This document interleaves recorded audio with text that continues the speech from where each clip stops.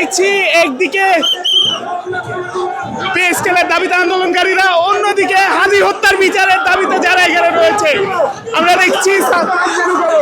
সালাউদ্দিন আম্মার এখানে রয়েছে,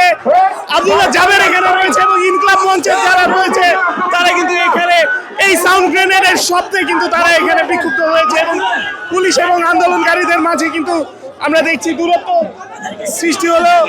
মাঝে কিন্তু